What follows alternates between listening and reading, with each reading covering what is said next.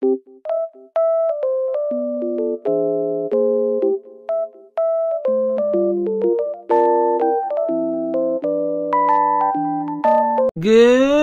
morning, guys! Ayun, panibagong araw at meron tayong mission na dapat ma-accomplish for today, Sunday, November 9, 2025. Kasi kahapon, nasira yung phone ni Isha, nahulog niya. Story time muna, kasi kakagising ko lang. Time is 8:12 AM, pero mga 7:30 pa lang, gising na ako kanina.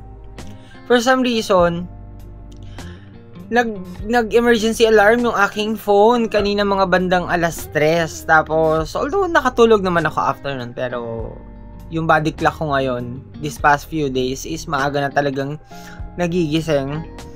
At, yun nga, going back, ang daming commercials. Nahulog kasi kahapon ni Isha sa room niya yung kanyang iPhone 12 mini. Wow! Ano ba yan? Bakit ganyan ako ng ganyan sa aking mouth? Walang something ha. Just so happen na, syempre dahil dun sa adjustment ng aking brace, is, ayun, nagkakaroon ako ng mga singaw.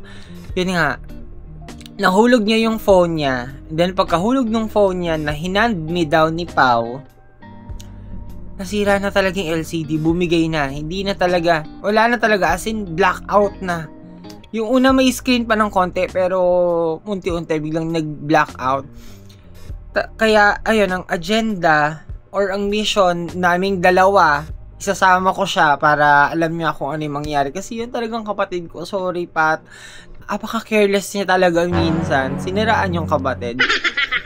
Ayun, punta muna kami ng Quiapo. Kung wala kaming mahahanap, baka pumunta kami somewhere, hindi ko alam, pero abangan nyo lang dito sa vlog. Nandito ako ngayon sa may kwarto ni Isha. At wait lang, ilapag natin para makapagkwentuhan tayo ng mas maayos. Even itong aking bag. Ito kasi yung phone niya. Yan, explain ko lang. Yan, hindi ko alam kung bakit hindi na siya nag-open eh.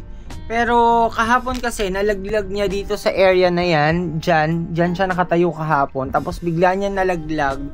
For some reason, ayun, pagkahulog ng phone, wala na, nag-blackout na talaga. Although, meron na kasi itong existing na sira sa LCD. Yun, natuluyan kahapon. At, ayun, papunta kami sa Quiapo. And sakto naman, si L ay nagbabalak din na mag-DV. So, doon na lang namin siya kikitain. At doon na rin kami magkakanwa sa Quiapo kung magkano yung LCD for iPhone 12 Pro. iPhone 12 mini. Yan. Ito yung color blue. Wala. Hindi ko alam ba't di na siya nag-open. Kahapon merong lines pa dyan. May screen pa na naka-open. Pero ngayon, blackout na talaga. Next, ano naman masasabi mo? Change of plans. Hindi na kami makakapunta sa Quiapo. Agad-agad, iniba namin ang aming destination. Pupunta na lang kami sa may Green Hills para if ever na wala kami makita sa Quiapo, at least, sure ako na maraming mapagpapagawan doon ng phone. And, ano bang gusto mo? Para pag di natin mapagawa yan eh.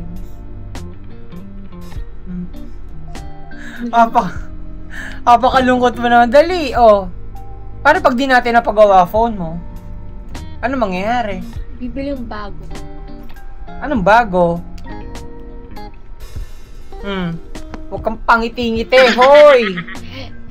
We are here na sa may Green Hills at pumasok lang kami dito sa isang store pagka-enter namin kanina para magtingin-tingin kung ano yung pwedeng mabili. And ikaw, meron ka bang gusto kainin? Ayun, so far wala pa naman. O, hindi pa naman daw siya gutom. Pero eto next, oh. Rice toppings. Furikake. Furikake. Masarap yan. Pag mainit yung kanin, magbubudbud ka lang. Anyway, ang gulo mo. Anyway, ayun. Diretso na kami dun sa paggawaan ng phone para makapag tingin-tingin na at para makapag-check. Meron na kaming isang store na binisit. Magkano, Negs? 54, 86. Hindi. Ano ba? Pro Max yun eh. Yung LCD lang. 18K. LCD ng 12 mini. Magkano? 18K. Yeah, para ka na rin bumili ng... Phone. Oo, parang bago. Pero, yun, mag-check pa kami. Nako, medyo meron kaming nahanap na mas mababa. Pero, kung ako tatanungin, mas gusto ko na magpalit or bumili na lang kami ng bagong phone para kay Isha. And kung ipapagawa rin kasi, ang gusto niya ay... So, ano ng balita? Hans, ilang ikot Dito nga muna tayo. Actually, nakailang ikot na kami dito sa may Green Hills at wala, mahal talaga magpapalit ng LCD for iPhone 12 mini. Ang hirap pero abangan nyo na lang sa next update.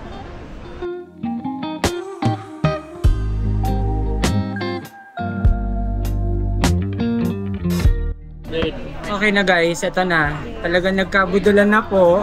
At sa lahat ng mga pinag-ikutan namin kanina, eto yung hindi ko gusto yung color eh. Oo, honestly, hindi talaga ako fan ng mga color na pop-up. Etong pink, ano lang, dahil ito rin yung binigay, ito na rin yung nakuha ko. Pero, yan na. So, ang mangyayari, magta-transfer lang ako ng files from dito sa aking old phone, papunta dito sa bago. Then, itong isa, i-reset. May wifi naman po kayo. I-reset, tapos, ito na yung kay Isha. Hindi na namin ang mahal din ng LCD nung ano kasi, nung 12 mini. Kaya sabi ko, kung ipapagawa. 26. Activate na yung phone. And ito namang si Nex ay namimili ng case para sa kanyang new phone. Ayaw kasi ng keypad. Mukhang mas gusto niya yan. Okay na rin yan. May mga classmate ka na naka-latest phone?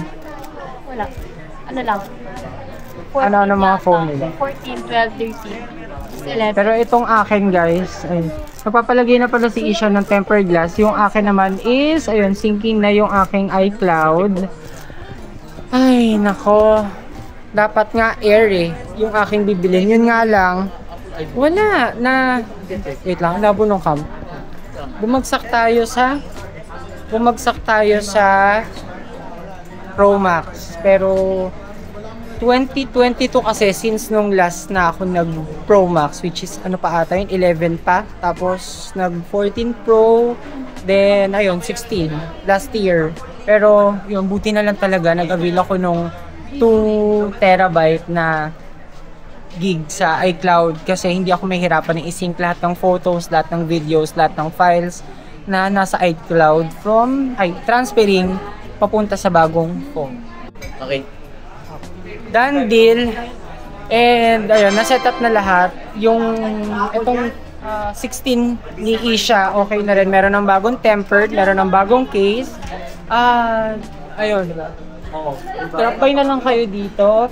At hanapin nyo si Kuya Jimmy and si Ate Alicia. Ayan. So, ano bang update dito? Ayun. Pinalagyan ko na rin ng tempered, even yung camera. Then ngayon sineset up ko na. Pero kailangan ko talagang makuha yung mga messages ko from dito sa old phone, papasok dito sa bago. Kasi sobrang importante yun. Pero gagawin na lang siguro namin yun ni Isha sa bahay. Para mas mabilis kasi umokay na rin naman yung aming internet connection. Happy? Yes. Sa bagong phone? Actually, kanina, paano ko ba-explain to? Nasa plan ko na talaga na, alam niyo naman na matagal ko nang gustong, ever since sa lumabas yung, hindi na pala dito. Ever since sa lumabas yung iPhone 17 line, gusto ko na talagang bumili nun. And saktong-sakto tong mga nangyari. Buti na lang sa ka-carelessan neto. Ayun, napa-upgrade ng phone and happily, napunta naman sa kanya yung luma kong phone which is yung 16. Pero ano na yun na, updated version na siya. Anong balak mo ngayon na meron ka ng phone? Goods. Hello vlog! Welcome back to my YouTube channel. So ayun, kauwi ko lang and kakatapos ko lang din kumain, tapos kakatapos ko lang din maligo. Where's my headband? Ayun, pagpasensyahan nyo na. Dumating na kasi yung aking pinalaundry, tapos basta kung ano yung mga nakikita nyong kalat siya sa paningin ninyo, pero for me hindi, kasi hindi pa ako nagkakaroon ng time para makapag-ayos dito sa aking munting kwarto. Pero ayun, gusto ko lang pasalamatan yung nabilhan namin sa Green Hills kahapon ng iPhone 17 Pro Max in color blue. Ito siya, Shotties Gadget Shop. Ayan. Ang ano nila ang location nila is Unit 50 Bridgeway Shop, Green Hills Shopping Center. At ito na siya. Yan. Hindi ko na napakita sa inyo na in-unbox ko yun doon sa mismong store nila. Kasi sinet up and everything. Nag-transfer ako ng files. Kinuha ko yung mga important files or photos and messages dun sa aking previous na phone. So, ayan lang siya. Basically, tinatanggal lang dito. Halatang hirap na hirap akong tanggalin siya sa box. Pero, pakita ko muna yung box. Ayan lang. Sobrang simple, sobrang slim lang nung kanyang box. At, ayan. Yun lang. Wala siyang laman kasi yung charger na kay Patricia na. And then, tira na lang dito sa kanilang paper bag na color orange ay ito, SIM ejector. Ayan, dyan nakalagay yung cord na braided siya. Magandang klase yun ng cord kasi mabilis. Tapos, yun nga lang suggestion ko guys na kung meron kayong mga bagong iPhones, might as well na maging aware tayo sa adapters na gagamitin natin for our phone kasi isa sa factor na napansin ko, ako personally lang naman to, kapag gumagamit ako yung mga cheap or yung mga mumurahin na adapter, yung battery ng aking phone is nagkakanda gulo-gulo. Pero, going back, let's go here sa mismong highlights ng video na to. Actually, yung highlights talaga nito, dapat magpapagawa kami ng phone, ng 12 mini ni Patricia, pero yan na siya. So, ang binili kong case is itong clear. Although, inoferan ako ng color red. Okay din naman si color red. Yun nga lang kasi, nagpalagay ako ng tempered glass sa kanyang camera area. Ayan. Nagre-reflect. Ibig sabihin, meron siyang camera protector. And then, ito lang yung phone, color blue. Yeah, hindi ko inaasahan na ever since na lumabas yung 17 lineup, ang binabala ko talagang bilhin is yung iPhone Air. Yun nga lang kasi naisip ko, since eSIM nga, lahat ng iPhone Airs ay eSIM. So sabi ko mukhang mahirapan na ata ako ipatransfer yung aking smart na SIM card through eSIM. So ang napili ko is Pro Max. Yun. Pero, konting story lang. Ang plan A talaga is ipapaayos yung 12 mini ni Isha. Pero, after nun, pasensya na gumaganyan ako sa aking nose. Hindi ko alam for some reason. Siguro, dahil sobrang lamig ng panahon, naaapektuhan yung aking nose. Medyo na-irritate siya. Although, uminom na rin naman ako ng meds para dito. So, going back. Ang plan A, papagawa yung 12 mini. Yun nga lang kasi, ang mahal ng quotation kung magkano yung mismong LCD kasi LCD yung sira. Ayun, sabi ko, naisip ko, dito pala ako kahapon sa bahay.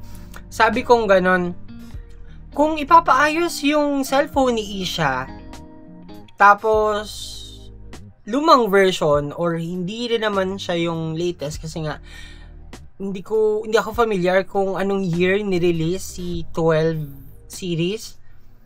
Sabi ko gano'n, parang hindi worth it and deserve naman ni Pat na magkaroon ng phone. So, naisip ko, plan B.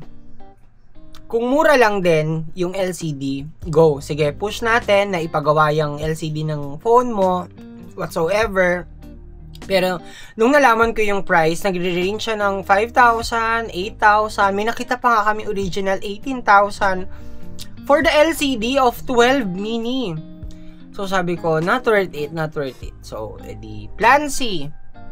Yon, sabi ko, sige, ako mag-upgrade ng phone, tapos i-handbid down ko sa'yo yung luma kong phone, which is yung 16 base model, color pink. Hindi siya yung 16 Plus kasi may 16, may 16 Plus, may 16 Pro, may 16 Pro Max. So, yun na nga. And, dumating naman sa point na nadaan kami dito sa Shotties, ayan, shout out. Pero ito ba, nahanap ko yung resibo, na misplace ko ata, pero I'll try to call them kung nasa kanila yung receipt para if ever na makakadrop ba ulit ako ng Green Hills. Pero, sana naman, nandito lang yun. Ayan, somewhere lang here kasi minsan burara din ako sa gamit. So, going back, ayun. Nakachikaan ko si ate, yung seller doon, sobrang bait, sobrang approachable, and siya siguro yung pinadala para mabudol ako to get a 17 Pro Max. Yeah. Nung una, gusto ko iPhone Air. Yung pangalawa, 17 Pro. Tapos, ayun, maganda kasi yung deal na in-offer niya dito. Sa akin, sa 17 Pro Max, maganda yung deal na binigay niya and maganda rin yung price. At ito is 256 GB. Ano pa ba? Yan. Medyo nag-a-adjust ako. Honestly, nag-a-adjust ako kasi coming from a base model iPhone 16 na tama lang yung size, tama lang yung sukat for dali dito pa nga yung aking case. Ang kakahiya. Pero, ayan. Tapal-tapal na kasi. Ako kasi, guys, personally, hindi ako yung case person eh. Although, nakigets ko yung iba na sobrang love na love talaga nilang bumili ng mga iPhone cases or mga phone cases. Pero ako kasi, kontento na ako sa kung ano yung case na meron ako. Tapos, pag nasira, edi, tapalan. Kaya ako mapapansin nyo yung case ng aking iPhone 16. Ayan, meron siyang duct tape para support. Ayun. Yun lang naman. Ang ganda. Na-setup ko na siya. Then, yung camera na-try na rin. Wala akong masabi sa phone. And wala akong masabi sa 17 series for this year. Tapos, ang plan ko, ang magiging plan ko na dito sa phone na to, by next year, ganun ulit, mag-hand-me-down ako ng phone kay Pau, which is, cross fingers, sa kanya na to mapupunta, then, ako naman yung bibili ng latest na phone, para, alam yun, share your blessings, and stay safe pala guys, kasi sobrang lakas ng ulan.